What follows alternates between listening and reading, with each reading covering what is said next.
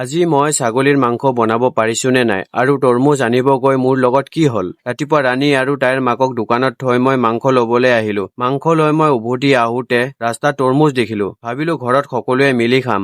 দাদাজনে এটা তৰমুজ দিলে। মই ক'লো, দাদা তৰমুজটো কাটি দেখুৱাই দিয়ক। তৰমুজটো কাটিলে, কিন্তু ভিতৰত বেয়া ওলালে। কিয় নাজানো সেই মুহূৰ্তত মোৰ এনে লাগিল যেন কেতিয়াবা জীৱনটো এনেকুৱা হয়, বাহিৰৰ পৰা সকলো ঠিকে থাকে, কিন্তু ভিতৰৰ পৰা অলপ বেয়া থাকে। তাৰ পিছত আন এটা তৰমুজ কাটি দিলে। এইবাৰ সকলো ঠিকে আছিল, ৰঙা মিঠা। কেতিয়াবা যদি আপোনালোকে তৰমুজ কিনে, কাটি চাহে কিনিব।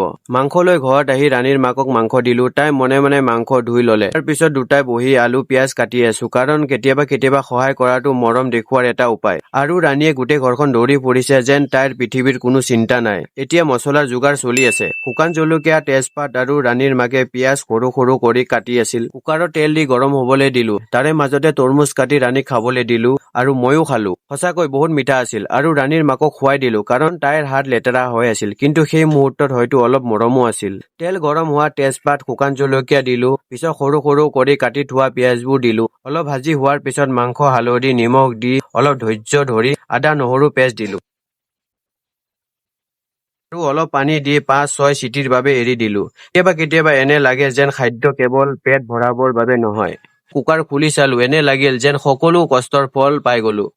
এতিয়া অলপ ঘিউ লগত গৰম মছলা দি মাংস ৰেডি কৰি ললো।